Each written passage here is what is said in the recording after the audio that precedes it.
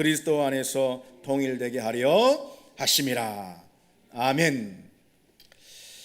에베소서 1장 3절로 14절, 이것은 한 묶음의 말씀이라고 말씀을 드렸습니다.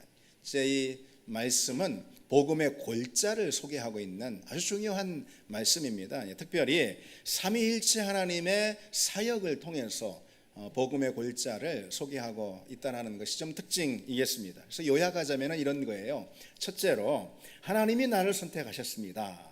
이게 이제 지난주 우리 나눈 말씀이고요. 또 오늘 우리가 나눌 말씀은 뭐냐면은 두 번째로, 그리스도의 보혈이 나를 죄로부터 속량하셨습니다. 이런 내용이고요. 우리가 이제 다음 주에 나눌 말씀인데요, 마지막으로 성령의 인치심으로 하나님의 백성의 기업을 우리로 삼아 주셨다. 이게 이제 3절로 11절까지의 복음의 핵심을 담은 말씀입니다. 그래서 이 말씀을 저는 이제 계속 묵상을 하고 거듭하고 그럽니다. 여러분도 좀 그렇게 하시면 좋겠습니다. 근데 묵상을 하면 할수록 느끼는 점인데, 참 이 대목처럼 이 복음의 핵심을 탁월하게 드러내는 그런 말씀도 성경에 참 드물 거다, 그런 생각을 하게 됩니다. 만약 성경책이 전부 다 소실이 된다 하더라도 에베소서 1장 3절로 14절 이 말씀만 있다면은 우리는 복음의 내용이 무엇인지 정확히 알 수가 있을 것입니다. 그만큼 우리가 다루고 있는 이 대목은 복음의 정수를 우리에게 가르쳐주고 있습니다. 지금 우리는 이 본문 가지고 말씀을 계속 나누고 있는데 그 자체만으로도 참 소중한 시간이다라는 생각을 여러분 갖습니다. 그러니만큼 우리가 이 말씀에 더 좀 집중하고, 아무쪼록 여러분 이 에베소서 강해 말씀을 통해서 복음에 대해서 우리 다시 한번 들으면서 분명한 이해를 하고, 그리고 우리 신앙을 그 위에 견고하게 그 토대 위에 놓았으면 좋겠습니다. 오늘 나눌 본문은 7절로 10절 말씀이죠. 먼저 이 본문 말씀의 메시지를 살펴보기 전에 이전부터 조금 정리를 하고 그리고 이제 시작을 하면은 좋겠습니다. 제 우리말 성경을 보면은 여러분 읽으셨듯이 좀 어렵습니다. 그렇죠? 좀 어려운 문장으로 되어 있는데 이렇게 좀 이해하시면 좋겠어요. 이 7절로 10절은 의미 단락으로 세 단락으로 좀 구분을 할 수가 있거든요. 먼저 첫 번째로 7절입니다. 7절은 이런 내용이에요. 우리는 하나님께서 우리에게 넘치게 주신 그 은혜의 풍성함을 따라 그리스도 안에서 그의 피로 속량 곧 죄사함을 받았습니다. 이게 이제 7절 내용이고요. 그 다음에는 이제 8절로 9절 상반절까지 이렇게 묶어가지고 이런 내용입니다. 모든 지혜와 총명으로 하나님께서는 그리스도 안에서 그의 기뻐하심을 따라 그의 뜻의 비밀을 우리에게 주셨습니다. 이런 내용이고요. 그 다음에 이제 마지막으로 9절 하반절부터 10절까지인데요. 그 비밀은 뭐냐면은, 그 비밀은 때가 차면 그리스도 안에서 하늘과 땅의 모든 만물을 그분을 머리로 하여 통일시키는 것입니다. 이런 내용입니다. 그래서 이 본문을 세 가지 의미 단락으로 이렇게 좀 구분해 볼 수가 있는데요. 이 시간에는 우리가 하나하나 좀 말씀의 의미를 살피고 그것이 우리에게 주는 메시지가 어떤 거가 있는지 나눠보도록 하겠습니다. 7절부터 보셔야 할 텐데, 7절은 이런 뜻이라고 말씀을 드렸죠. 우리는 하나님께서 우리에게 넘치게 하신 그 은혜의 풍성함을 따라 그리스도 안에서 그의 피로 속량 곧 죄사함을 얻었습니다. 이게 이제 7절의 내용이라고 했습니다. 이 본문을 가만히 보면은요, 이 7절 안에서만도 이 중요한 메시지가 세 가지가 있음을 발견할 수가 있습니다. 어떤 메시지를 우리가 발견할 수가 있을까요? 먼저 이 7절 안에서만도 첫 번째로 보자면은 어떤 메시지냐? 구원은 무엇보다도 죄의 해결이다. 이것이 구원이다 라는 메시지가 이 안에 담겨 있습니다.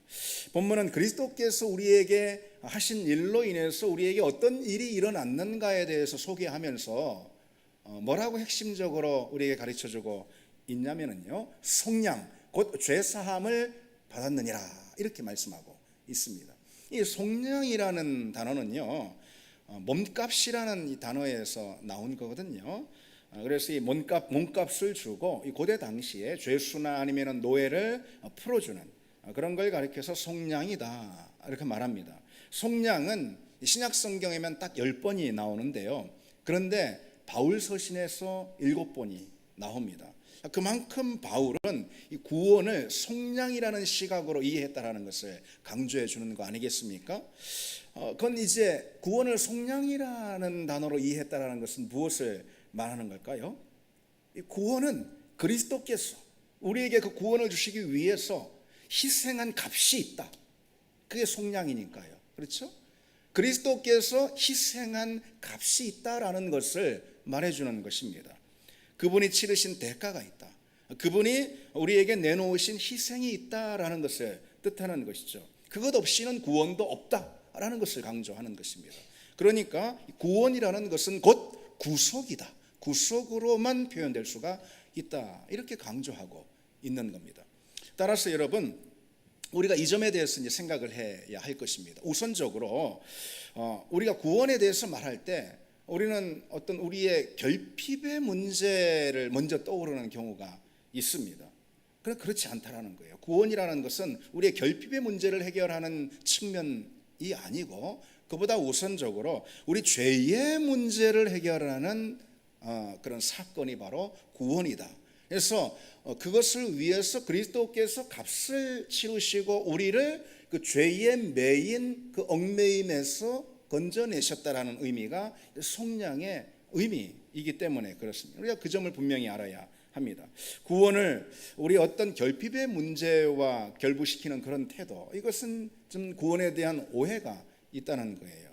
그래서 뭔가 좀 문제가 해결되고 예수 믿고 구원받은 다음에도 끊임없이 계속해서 이 구원이라는 것은 또 그런 의미가 있는 거잖아요. 뭔가로부터 우리가 건져지는 거. 그래서 끊임없이 어떤 문제로부터 해결받는 거, 뭔가 채워지는 거, 결핍이 해결되는 거, 뭔가 복을 받는 거.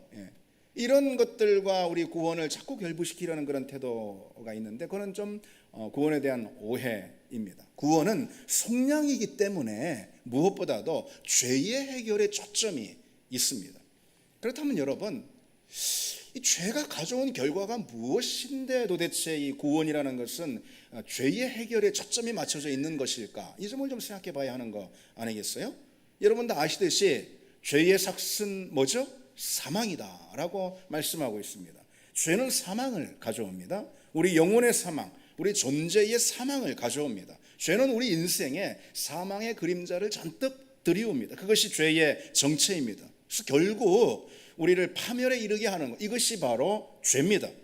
죄가 사망을 가져온다. 이 사실은요, 성경으로 보자면 우리가 그리스도인의 입장에서 죄가 사망을 가져온다라는 이 사실은요, 마치 중력의 법칙처럼 우리가 분명한 사실로 받아들여야 합니다. 우리는 죄가 내 영혼과 존재의 사망을 가져온다. 이 사실을 말씀드린 대로 마치 중력의 법칙처럼 아주 너무나도 확실한 사실로, 너무나도 실제적인 것으로 우리는 이해하고 그리고 느껴야 한다라는 거예요. 만약 여러분 일상 속에서 중력의 법칙을 무시한다면 살 수 있습니까? 하루도 살 수 없을 겁니다. 우리 몸은 금방 깨지고 부서질 것이고요. 죽음에 내몰릴 수가 있습니다.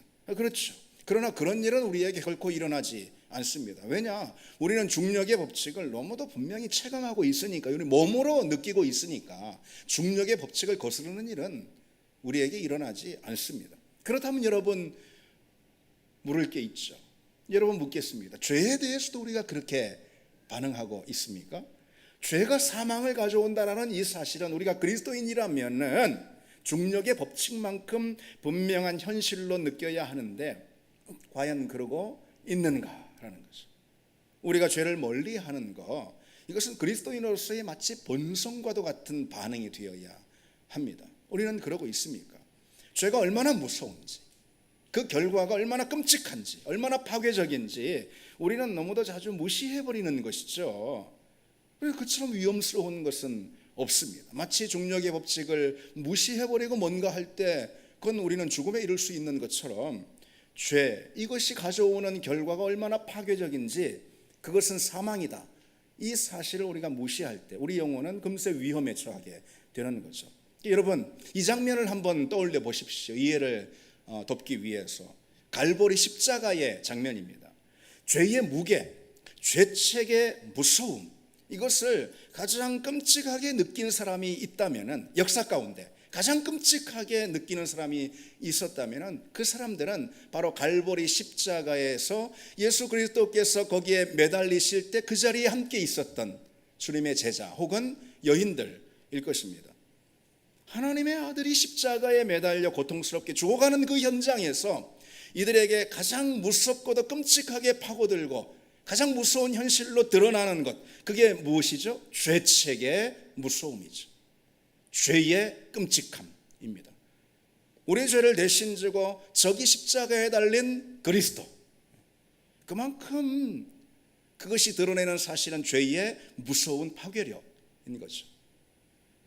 그러니까 여러분, 또 거꾸로 반면에 다른 한편 십자가에서 주님이 그 죄를 다 해결하셨다, 이 사실만큼 참으로 놀라운 사실도 없는 거죠. 우리가 받아들일 때 그것만큼 놀랍고 그것만큼 정말 기쁜 사실도 없습니다. 그리스도는 죄와 죄의 삭신 사망의 올무에서 우리를 해방하셨습니다. 속량은 여러분 단순히 우리 불순종, 우리 타락, 이것에 대한 하나님의 심판을 면제하는 면책, 속량은 단순히 그것만 말하는 게 아니고 우리를 지금 현재 자리에서도 끊임없이 얽매고 있는 사단의 권세로부터의 해방, 바로 이것이 속량이 가져오는 우리 삶에 주는 선물이고 능력입니다.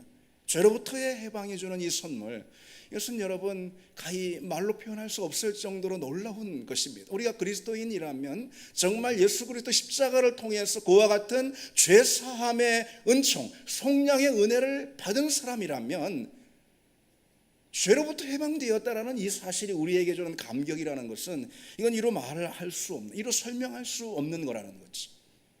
시편 기자는 허물의 사함을 받고 자신의 죄가 가려진 자는 복이 있도다 라고 외치고 있습니다. 죄가 우리에게 들이오는 두려움, 죄책의 그 파괴적인 현실로 인해서 우리가 느끼는 그 공포, 그런데 그것으로부터의 자유죠.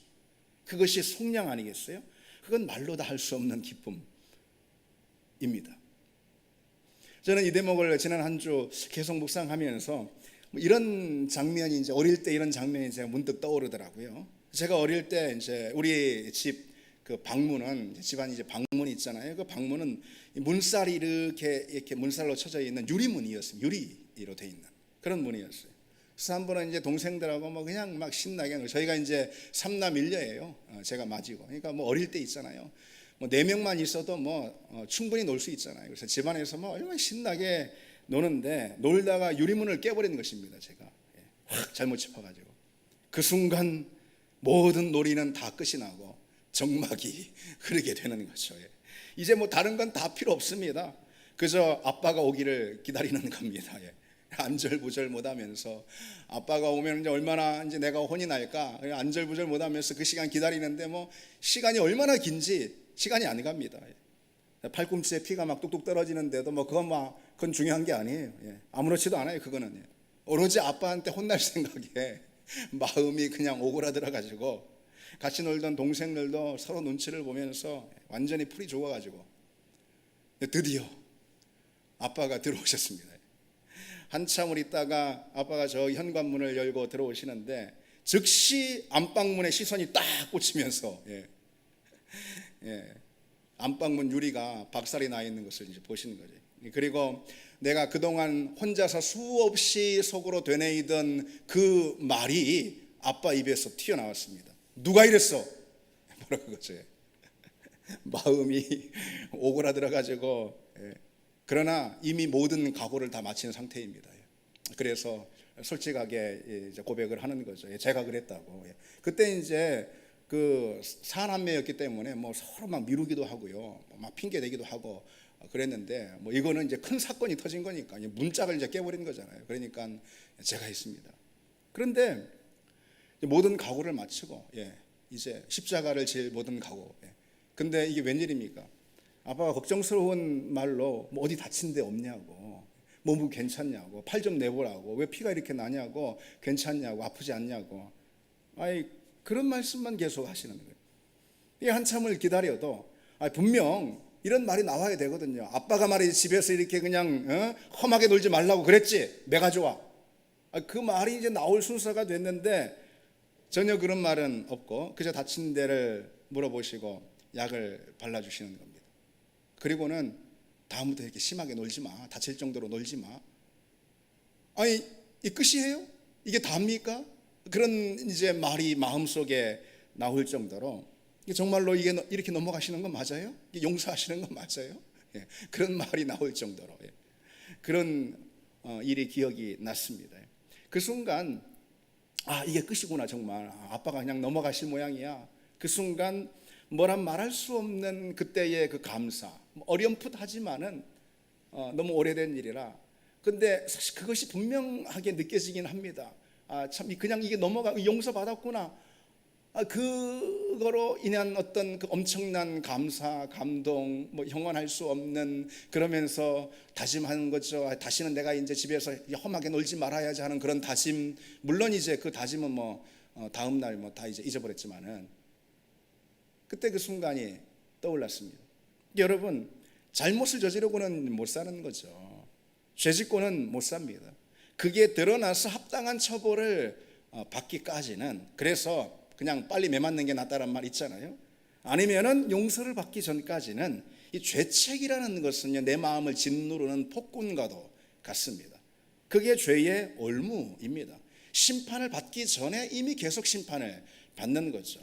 그런데 우리가 짊어진 이 죄책이라는 것은 그저 유리창을 깬 잘못 정도가 아니잖아요. 영원한 형벌이라는 심판이 기다리는 그런 죄책입니다. 그 죄책이 우리 영혼을 짓누르는 그런 무게야말로 이건 상상하기 어렵습니다. 근데 참 불행인지 다행인지, 물론 불행입니다. 많은 사람들은 자기 죄를 전혀 몰라요. 그러니 죄책을 느끼지도 않는 거죠. 그러나 죄를 정말로 알고 죄책을 우리가 느낀다면은 그것이 짓누르는 무게라는 것은 상상하기 힘듭니다. 우리가 멸망에 이를 수 있는 이 죄, 하나님께 범죄함으로, 하나님께 불순종함으로, 하나님께 반역함으로 우리가 멸망에 이를 수 있는 이 죄라는 것은 우리 스스로 알 수 있는 죄는 아니거든요. 외부의 폭로로 인해서만 알 수 있는 죄입니다. 곧 예수 그리스도 십자가의 폭로가 있어야지만 내가 정말 죄인이고 그 죄의 결과는 멸망이다, 이것을 알게 되는 거죠. 근데 몰라요, 사람들이 다. 모르는 게 약인지는 몰라도 사실 그렇지 않죠. 그런데 그걸 알게 되고 그로 인한 죄책을 우리가 갖게 된다면 그것이 짓누르는 무게는 이루 말할 수가 없다는 겁니다. 죄책은 우리 영혼을 짓누릅니다. 그런데 오늘 뭐라고 말씀하고 있죠? 속량 곧 죄사함을 받았느니라. 그리스도로 인해서 우리의 모든 죄책이 다 벗겨졌다라는 선언입니다. 로마서 8장은 또 이렇게 외치고 있습니다. 그러므로 이제 그리스도 안에 있는 자에게는 결코 정죄함이 없느니라. 정말 놀라운 선언입니다. 죄의 무게, 죄의 끔찍함을 우리가 상상해 보자면은 이 선언처럼 정말 우리에게 자유를 주는, 우리 영혼에 해방을 주는 그런 놀라운 선언도 없습니다. 이 선언만큼 말로 다 할 수 없는 인생의 기쁨을 주는 그런 말씀도 없을 겁니다. 이 선언만큼 우리에게 우리 영혼 가운데 위로와 감사와 기쁨을 주는 그런 선물도 없을 겁니다. 그래서 스펄전 목사님은요, 죄의 용서는 절름발이라도 사슴처럼 뛰게 한다 라고 그렇게 말하고 있습니다. 우리가 예수 믿고 여러분, 다른 어떤 것보다도 우리가 죄로부터, 그 죄책으로부터 우리가 자유케 되었다, 우리 속량을 받았다, 죄사함을 받았다, 이것을 믿는 것만큼, 이것을 우리 영혼 가운데 주어진 현실로 받아들이는 것만큼 여러분 그렇게 귀한 믿음도 없습니다. 믿음은 곧 죄사함에 대한 믿음, 속량에 관한 믿음입니다. 여러분, 우리가 정말로 그 믿음을 가지고 있다면은 우리는 믿음이 무엇인지 아는 사람이고, 기독교의 믿음이 무엇인지 아는 사람이고, 정말로 주님을 만난 사람이 틀림없을 겁니다. 이제 여러분, 7절 메시지 가운데 7절 말씀 가운데 두 번째 메시지 우리가 좀 살펴볼 차례입니다. 이게 무엇일까요? 그것은요, 그 속량, 우리가 속량에 대해서 말씀 나눴잖아요. 그 속량이라는 것은 그리스도의 피로 말미암아 우리에게 주어진 것이다라는 메시지입니다. 그 피로 말미암아 속량 곧 죄사함을 받았느니라 라고 기록하고 있어요. 그 속량을 위해서 그리스도는 십자가 보혈이라는 값을 물론 치르셨습니다. 베드로전서 1장의 말씀을 같이 읽으면은 또 도움이 됩니다. 우리가 알거니와 너희 조상이 물려준 헛된 행실에서 대속함을 받은 것은 은이나 금같이 없어질 것으로 된 것이 아니요 오직 흠없고 점없는 어린 양 같은 그리스도의 보배로운 피로 된 것이라.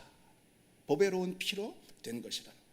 여러분, 이 신구약 성경의 일관된 진술이 뭐냐면은 그것은 피의 능력이 있다. 이것이 일관된 진술입니다. 피가 바로 능력이다. 피는 살리는 능력이라는 거예요. 피는 이기는 능력이다라는 게 이 성경의 메시지입니다. 그리고 그것이 성경이 우리에게 구원을 말해줄 때 구원의 원리로 작용을 하게 됩니다. 피는 이기는 능력이다. 피는 살리는 능력이다. 여러분, 왜 혈장 치료라고 들어보셨잖아요. 요즘 코로나 시대라서 또 들어보셨을 겁니다. 특정 질병을 극복한 사람의 혈장을 가지고 환자에게 주입해가지고선요 바이러스나 세균을 이기게 하는 그런 치료법입니다. 그러니까 이런 거죠. 질병을 극복한 사람의 혈장은, 피는 이기는 피라는 거예요. 살리는 피라는 거예요. 질병을 이기게 하는 그런 피입니다. 똑같이 생각할 수가 있습니다. 여러분, 그리스도 예수의 피는 이기는 피임을 믿습니다. 죄 사함을 통해서 우리를 건져내는 이기는 피, 그게 바로 그리스도 예수의 피입니다. 요한계시록 12장에 우리 형제들이 어린 양의 피로써 마귀를 이겼노라라고 말씀하고 있어요. 예수의 보혈은 마귀의 모든 저주를 끊어버리고 우리를 얽매는 원수의 사슬을 파하고, 그리고 우리로 결국은 이기게 하는, 그리고 날마다 이기게 하는, 그리고 마침내 이기게 하는 그런 주님이 우리에게 주신 권세라는 거예요. 우리가 그 피를 믿으면은요, 우리를 죄의 올무에 매는 모든 어둠의 권세를 물론 이길 수 있고요. 우리가 그 피에 의지하면은 우리가 시시때때로 우리 삶의 자리에서 낙심하게 하고 좌절하게 하고 넘어지게 하는 모든 원수의 세력을 역시 넉넉히 이길 수 있다라는 이 믿음이 여러분 우리에게 있어야 합니다. 죄의 권세를 이기는 힘, 이것은 다른 데 있지 않다. 오직 예수의 피, 오직 십자가의 보혈밖에 없다. 그래서 우리의 믿음은 다른 믿음이 되는 게 아니고요, 그리스도의 피를 믿는 믿음이 되어야 합니다. 그래서 저는 이 말씀을 지난 한 주 계속해서 묵상하고 재차 반복해서 이 말씀을 보고 그러면서 이 말씀과 더불어서 보혈에 관한 찬양을 계속 불렀습니다. 찬송가도 있고 CCN도 있고 많잖아요. 보혈에 관한 찬양을 집중해서 듣고 불렀습니다. 특별히 이제 주목해서 불렀던 찬양이 나의 갈망이라는 찬양 있습니다. 계속 듣고 또 불렀습니다. 후렴이 이렇거든요. 그 피가 날 새롭게 자유케 하시네. 그 피가 날 새롭게 하시네.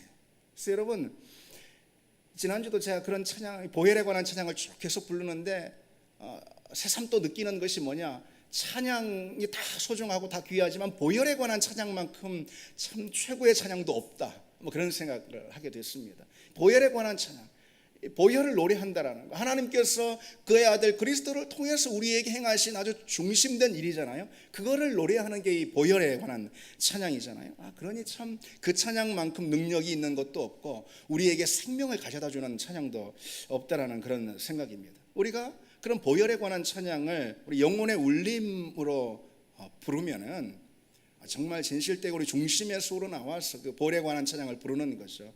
그러면 여러분, 주님의 사랑을 어떤 것보다도, 어떤 현장에서보다도, 주님의, 우리가 뭐 복받았다고 말하는데 어떤 것보다도 그럴 때 하나님의 사랑 느낄 수 있어요. 그러나 그보다도 더 깊이 보혈을 묵상하고 노래할 때 하나님의 우리를 향하신 사랑을 정말 특별하게 경험할 수 있다라고 믿습니다. 보혈의 찬양에 우리가 깊이 잠기면은 그뿐 아니라 나를 공격하는 모든 원수의 세력이 도망하고 어둠의 진영이 두려움에 떠는 그런 역사를 또 경험하게 됩니다.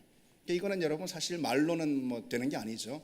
우리가 그렇게 여러분 실천해 보시기 바랍니다. 한 주 내내 그래서 저는 계속해서 그 피가 날 새롭게 자유케 하시네. 제가 이제 부르고 싶은데 일부러 안 부르는 거예요, 제가요. 강단에만 올라오면 노래는 잘 못하겠더라고요.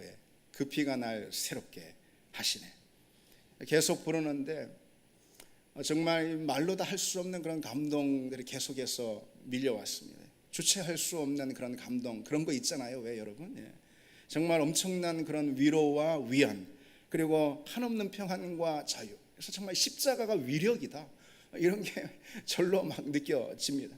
그러면서 그 찬양과 그 찬양의 가사가 제 심령 깊은 곳을 터치하는 것도 참 많이 느꼈습니다. 무엇보다, 어떤 것보다도 주님의 사랑이 생생하게 느껴지는 거죠. 그와 동시에 내가 그동안 계속 느꼈던 어떤 무력감이나 실패감이나 아니면 뭐 낙심이나 아니면 외로움이나 그런 모든 것들이 하나씩 다 떠나는 그런 은혜가 있습니다.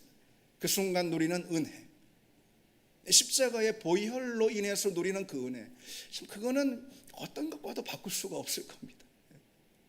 그래서 과연 이런 은혜가 있으니까 살지, 이 은혜 때문에 살지, 이 은혜 없으면 내 어떻게 살 수 있을까, 그런 고백과 탄성이 나왔습니다. 여러분, 주님이 날 위해서 십자가에서 피를 흘리셨다라는 것을 믿는 그 믿음이 참 중요합니다. 우리의 믿음이 뭡니까? 우리는 뭘 믿습니까? 그리스도께서 날 위해 십자가를 지시고 십자가의 보혈을 통해 나를 속량하셨다. 우리의 믿음은 바로 그것입니다. 그 피로 말미암아 내가 살리라. 그 피로 말미암아 내가 살리라. 이것이 참 중요한 믿음입니다. 주님은 당신의 피를 의미하는 잔을 우리에게 주시면서 뭐라고 말씀하시죠? 이것은 죄사함을 얻게 하려고 많은 사람을 위하여 흘리는 바 나의 피, 곧 언약의 피다 라며 우리에게 그 피를 상징하는 잔을 주십니다. 우리가 그 피를 믿고 그 피를 받고 그 피를 마시면 우리는 자연히 주님의 사랑 안에 자연히 거하게 됩니다. 주님의 사랑 안에 거하는 것 다른 게 아닙니다. 그 보혈과 함께 할 때 주님의 사랑에 우리는 거합니다. 그리고 그 사랑이 주는 위로와 힘과 치유와 은혜, 이건 정말 말로 다 할 수가 없습니다. 여러분, 그 은혜가 우리에게 늘 주어지길 바랍니다. 그 은혜가 늘 우리를 기다리고 있습니다. 영국의 시인 조지 허버트라고 유명한 시인이 있는데요, 이런 멋진 시가 있더라고요. 사랑을 모른다고 말하는 사람이 있다면 십자가 위에서 흐르고 있는 피를 맛보게 하라. 그 피를 그 입에 가져다 주라. 그러면 그는 전에 결코 이런 사랑은 경험한 바 없었노라고 말하게 될 거다. 그렇게 말하고 있습니다. 세상에 사랑이 없다고, 날 사랑하는 사람이 없는 것 같다고, 내게 필요한 건 정말 사랑 하나밖에 없다고, 근데 날 사랑하는 사람 없고 나는 사랑에 너무 결핍이 되어 있다고, 날 관심 가져주는 사람 없다라고 그런 느낌 가질 때가 있습니다. 나 외롭다, 이런 느낌 가질 때가 있습니다. 그러나 여러분, 우리가 정말 보혈을 통해 그리스도의 사랑을 접했다면은, 그런 사람이라면은 결코 우리는 어느 자리에 있든지 정말로 실제로 세상 그 누구도 날 사랑하는 사람이 없다 하더라도 우리는 보혈 안에서 하나님의 사랑 그 안으로 그것으로 만족하게 될 줄 믿습니다. 세상에서 비록 단 한 조각의 사랑도 받지 못한 사람이 있다 하더라도 그 사람에게 주님의 사랑이 임하면은, 여러분, 주님의 사랑 그 하나만으로도 결핍이 있는 건 아니고 충분한 거 아니겠습니까? 그렇죠. 주님의 그 사랑은 무엇을 통해서 왔습니까? 그리스도의 피, 보혈을 믿는 믿음이 우리에게 있길 바랍니다. 이제 다시 7절을 보시면은요, 여러분, 마지막 7절의 이 메시지는 그 그리스도의 피, 속량을 우리에게 가져오는 그 그리스도의 피, 그것은 하나님의 은혜로 우리에게 주어진 것이다라는 것을 말씀하고 있어요. 그 은혜의 풍성함을 따라 그의 피로 말미암아 속량 곧 죄사함을 받았느니라 라고 말씀하고 있잖아요. 그리스도의 피로 인한 속량은 다름 아닌 하나님의 은혜의 선물이다. 근데 여러분, 이제 이 대목에서는 이 구절을 좀 이렇게 좀 고쳐서 봐야지 합니다. 왜 이제 8절에 넘치게 하사라는 어구가 있잖아요. 이것은 그 바로 앞에 지혜와 총명을 수식하는 것처럼 이제 우리 성경은 번역이 되어 있는데, 그게 아니고 7절에 은혜라는 단어를 수식하는 그런 어구입니다. 그래서 우리말 성경은 좀 애매하게 되어 있는데 영어 성경들은 원문을 올바로 다 번역하고 있습니다. 그래서 이런 거예요. 그러니까 넘치게 주신 그 은혜의 풍성함을 따라 그리스도의 피로 우리에게 속량함을 주셨다, 이런 의미입니다.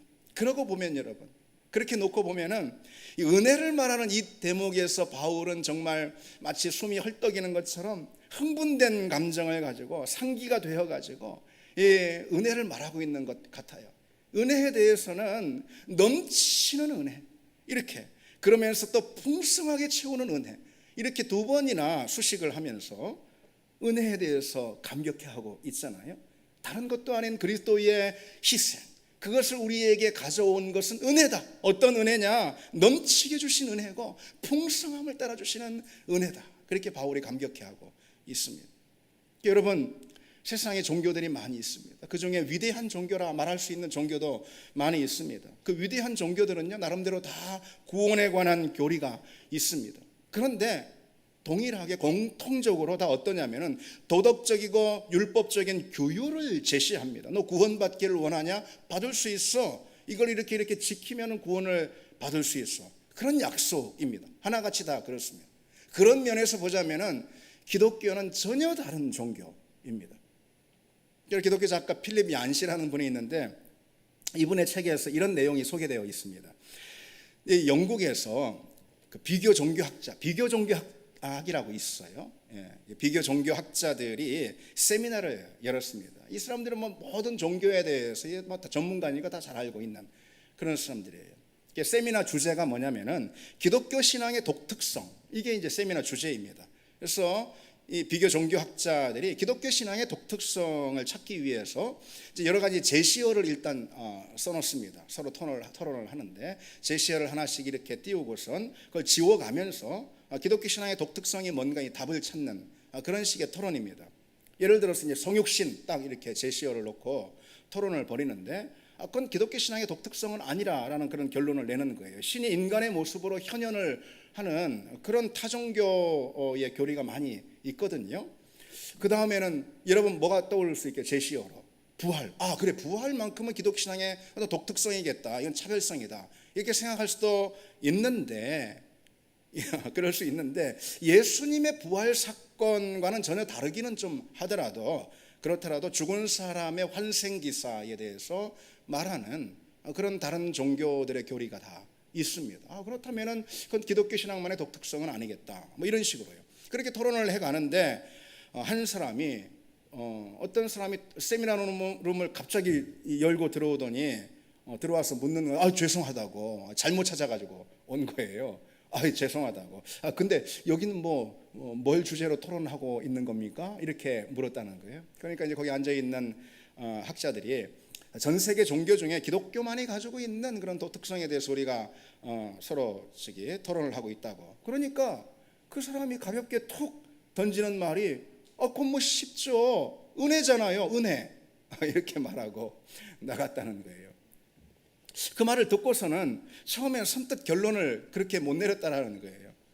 그런데 토론을 계속 하면 할수록 다른 종교들을 비교해서 보면 볼수록 그곳의 비교 종교학자들 모두는 결국 이런 결론을 내릴 수밖에 없었다는 거예요. 그래, 은혜다. 은혜. 하나님의 사랑이 전혀 값 없이 조건 없이 우리를 찾아온다라는 이 개념, 이것은 오로지 성경에만 있는 그런 내용이다 라는 것을 알게 된 거죠. 왜냐하면 여러분 그런 개념처럼 말이죠, 종교적이지 않은 그런 개념도 없는 거예요. 모든 종교는 공로를 말하는 거거든요. 그게 종교의 본성이에요. 본질이에요. 본질. 그게 종교의 본질인데 오로지 하나님의 조건 없는 사랑, 그것에 의해서만 오로지 구원을 받는다라는, 이것은 전혀 그래서 종교적이지도 않을 뿐만 아니라 사실 우리 인간의 본성과도 상반되는 그런 개념입니다. 뭔가 한 게 있어야 그에 대한 대가로 뭘 주죠. 이것이 우리 인간의 본성이거든요. 그래서 다른 모든 종교는 하나같이 인간의 노력과 의, 이것이 공로가 되어가지고 구원을 받는다고 말하고 있습니다. 하나님의 사랑을 무조건적인 것으로 만드는 종교는 오로지 기독교밖에 없습니다. 그래서일까 오늘 바울은 어떻습니까? 흥분에 차가지고 하나님이 넘치게 주신 그 은혜의 풍성함을 따라서 우리에게 속량이 주어졌다, 이렇게 외치고 있습니다. 여러분, 은혜를 붙들고 은혜 안에 우리의 삶을 놓는 우리 신앙이 되기를 바랍니다. 이렇게 7절 말씀을 우리가 살펴봤는데 이건 속량에 대한 메시지입니다. 중심적으로 그래서 곧 그리스도께서 그의 피라는 값을 치르시고 우리 죄를 해결하셨는데 그것은 곧 하나님의 은혜로 된 것이다 라는 이런 말씀이고요. 그 말씀을 한 다음에 이제 8절로 9절 상반절 바울은 이렇게 말씀을 이어가고 있죠. 모든 지혜와 총명으로 하나님께서는 그리스도 안에서 그의 기뻐하심을 따라 그 뜻의 비밀을 우리에게 알려주셨다라고요. 하나님이 우리에게 그러니까 지혜와 총명을 주셔서 그 뜻의 비밀, 이 뜻의 비밀이라는 것은 우리가 지금까지 얘기한 은혜로 우리에게 주어진 속량이라는 복음, 그걸 말하는 거예요. 그 비밀을 우리로 알게 하셨는데 그것은 그리스도 안에서 그분의 기뻐하심을 따라 미리 세우신 비밀이다 라고 말하고 있어요. 비밀. 이 비밀이라는 것은요, 감추어졌다가 이제는 그리스도를 통해서 드러난 하나님의 경륜, 쉽게 표현해서 하나님의 구원의 계획, 이것이 바로 비밀입니다. 골로새서 1장에 이 비밀은 만세와 만대로부터 감추었던 것인데 이제는 그의 성도들에게 나타났다라고 말씀하고 있어요. 감추어졌던 것인데 이제는 복음을 통해서 온전히 드러난 그런 하나님의 구원의 경륜, 이겁니다. 그 복음이에요. 그 복음을 우리가 듣고 믿고 알 수 있게 되었잖아요. 그것은 무엇으로 인한 것이겠습니까? 곧 지혜와 총명으로. 그런 말씀이죠. 하나님께서 우리가 복음을 듣고 알고 깨닫고 받아들일 수 있도록 지혜와 총명을 주셨다는 거. 이것은 이제 지혜와 총명이라는 것은 뭐 똑똑하고 뭐 샘잘하고 그런 걸 말하는 것은 아니고, 이 성경에서 지혜와 총명은 한마디로 하나님이 우리 영의 눈을 열어주셔서 복음을 이해하는 이해의 빛을 우리에게 주셨다라는 그런 말씀인 거예요. 그랬기 때문에 우리가 이제는 복음을 듣고선 알게 되었다라는, 그리고 믿게 되었다라는 그런 말씀이죠. 여러분, 복음을 들어도요, 알지 못하는 사람 너무 많아요. 복음 들어도요, 믿지 않는 사람 너무너무 많아요. 여러분 다 아시잖아요. 복음을 들어도 도저히 깨닫지 못하는 사람들이 얼마나 많습니까? 어떤 경우는요, 이런 경우도 많아요. 내가 믿고 싶어요. 내가 예수가 좋아요. 교회도 좋아요. 내가 믿고 싶어요. 내 삶의 문화도 또 그래요. 그래서 내가 믿고 싶고요. 그리고 구원받고 싶어요. 그런데 안 믿어지는 걸 어떻게 하냐는 거예요. 안 믿어지는 거. 저는 그런 사람 많이 봤습니다, 여러분. 믿고 싶은데 안 믿어진다는 거예요. 구원받고 싶은데 믿어줘야지 말이죠. 그래서 그런 사람들을 보면은 주님의 이 말씀이 떠오르기도 했습니다. 너희가 듣기는 들어도 깨닫지 못할 것이요 보기는 보아도 알지 못하리라. 복음이 비밀에 감싸여 있어서 그렇습니다. 하나님이 열어주셔야지 아는 거죠. 그래서 우리는 때로 믿지 않는 사람들을 향해서 좀 답답한 마음에, 우리는 다 알고 다 믿고 복음을 다 이해하거든요. 그렇죠, 여러분? 그런데 믿지 않는 사람들 보면 때로 답답한 마음이 들어가지고요, 그들을 향해서 아니 예수 그리스도께서 구원자라는 것만 저리도 못 믿을까? 이렇게 다 얘기해줘도 못 믿는 이유가 도대체 뭐야? 복음의 진리라는 것이 이토록 명확한데 내가 명확하게 얘기해 줬잖아. 그런데 그걸 의심한다는 거, 이거 말이나 돼? 그런 답답한 마음이 들 때가 있습니다. 우리 입장에서 보면은요, 하나님을 믿을 수밖에 없는 이유와 근거는 너무도 많아요. 너무 분명해요. 그러나 여러분, 믿지 않는 사람들도 그럴까요? 아니죠. 그들에게는 믿는 것이 너무 어려워 보이는 거예요. 어떻게 믿을 수 있냐라는 그런 얘기입니다. 아무 증거도 일단 없잖아요. 우리가 되는 증거가 있긴 있어요. 믿음에 대한 증거, 믿음에 대한 근거. 사실 그런데 믿지 않는 사람들이 그런 걸 들을 때는 건 말도 안 되는 것이고 그처럼 불합리한 것도 없어 보입니다. 그런 걸 보면은 우리는, 여러분, 우리가 거짓을 믿고 있는 것도 아니고 뭐 저 사람들이 답답하긴, 믿지 않는 사람은 답답하긴 하지만은, 그러나 그런 걸 보고 우리가 느낄 수 있는 것은 이거 하나입니다. 믿음은 기적이다. 그렇죠. 믿음은 정말로 기적이다. 기적 아니면은 믿음이 될 수가 없다. 내가 믿을 수가 없다. 그래서 여러분 다 기적의 사람들인 거예요. 기적을 어디 딴 데 가서 찾을 필요 없습니다. 여러분 모두가 다 기적의 사람들입니다. 우리도 여러분 처음부터 믿어진 것은 아니잖아요. 하나님이 지혜와 총명으로 우리의 영의 눈을 열어주심으로 우리가 믿게 된 것입니다. 주님은 우리 눈을 열어주셔서 복음을 믿게 하셨고요, 뿐만 아니라 그 복음의 비밀을 우리에게 맡겨주셨어요. 이것이 중요합니다. 비밀을 맡겨주셨어요. 우리는 비밀을 맡은 자예요. 비밀은 반드시 열려야 하는 것입니다. 세상 가운데 우리 주변 사람들 가운데 이 비밀을 우리가 열어제쳐야 합니다. 그 소명이 우리에게 있습니다. 비밀을 계속해서 끝까지 비밀로 남게 하려는 것, 그건 어둠의 권세가 하는 일입니다. 누군가에게, 내 가까운 누군가에게 복음의 비밀이 끝까지 비밀로 남게 하려는 것. 어둠의 권세는요, 비밀이 알려지지 않게 하려고 온갖 수작을 부립니다. 그것이 세상 가운데 있는 영적 전쟁 아니겠습니까? 여러분, 우리는 전쟁을 치르는 사람들입니다. 어떤 목적으로요? 비밀을 알리는 목적으로. 그런 역사가 우리 가운데 있기를 바랍니다. 이제 마지막으로 보실까요? 9절 하반절에서 10절입니다. 바울은 계속해서 이제 이런 말씀을 전하는데요. 그 비밀, 우리가 비밀 이야기를 했잖아요. 복음의 비밀. 그건 하나님의 계획인데, 이것은 때가 차면 그리스도 안에서 하늘과 땅의 모든 만물을 그분을 머리로 하여 통일되게 하려 하십니다. 비밀이 우리에게 열렸어요. 복음이 주어졌어요. 그런데 때가 차면 그 비밀은 어떻게 완성이 될 것이냐, 그 비전에 대해서 지금 마지막으로 이야기하고 있는 것입니다. 통일되게 하려 하심이라 그랬습니다. 이 말씀은요, 여러 의미가 있어요. 그래서 이건 이렇게 이해하시면 되겠습니다. 여러분, 통일되게 하려 하십니다. 이것은 그리스도가 만물의 머리가 되시는 걸 말하는 거예요. 그리스도께서 만물을 다 하나로 모으시는 것을 의미합니다. 그리스도께서 죄로 인해 질서를 잃어버린 세상 가운데 질서를 부여하시는 것을 뜻합니다. 그리고 만물을 그 질서 안에서 화목하게 하는 것, 그게 바로 통일되게 하려 하심이라는 이 말씀에 담겨 있어요. 당연히 그리스도의 주권과 통치가 곧 질서 그 자체인 겁니다. 그래서 이런 말씀인데 결국은 이 안에 하나님의 비전이 담겨, 역사 비전이 담겨 있는 거죠. 그렇죠? 우리에게 이미 복음의 비밀을 주셨어요. 그런데 그 복음의 비밀이 달려가서 완성되는 그것이 뭐냐? 때가 차면 그게 뭐죠? 통일되게 하는, 그리스도가 머리가 되게 하셔서 그 그리스도를 통해서 만물이 하나가 되게 하는 그런 역사 비전, 그것을 하나님께서는 갖고 계십니다. 하나님은 당신의 그 역사 비전에 대항하는 공중의 모든 권세 잡은 자들을 몰아내실 것이고요, 지금도 몰아내고 계십니다. 그리고 만물을 그리스도 안에 굴복시키실 거예요. 그리고 그분의 주권이 만물의 질서를 바로잡게 하실 겁니다. 그것이 구속의 드라마의 핵심입니다. 지금도 현재 진행되고 있습니다. 뭐가 진행되고 있냐고, 세상이 이런 엉망인데 이거 혼탁하고 이 모양인데, 아닙니다.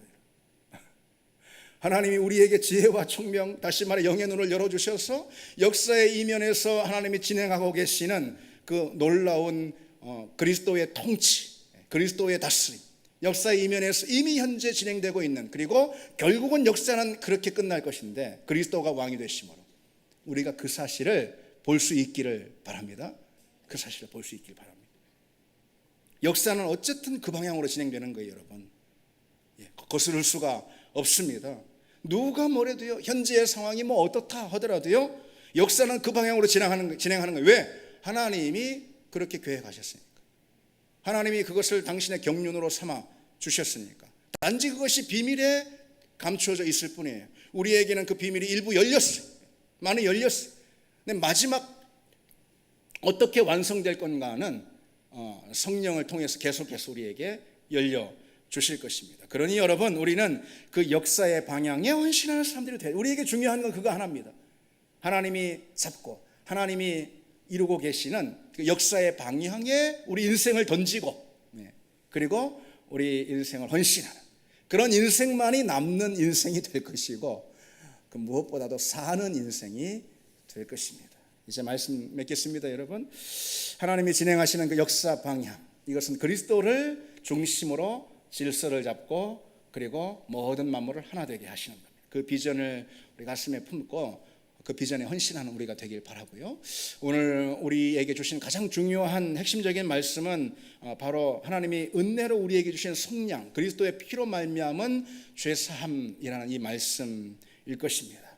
한 주간 여러분, 예수 그리스도의 보혈을 통한 그 속량의 은혜, 그 구속의 은혜를 한 주간 계속 누릴 수 있는 우리가 되기를 바랍니다. 우리 같이 이 찬양 드리겠습니다.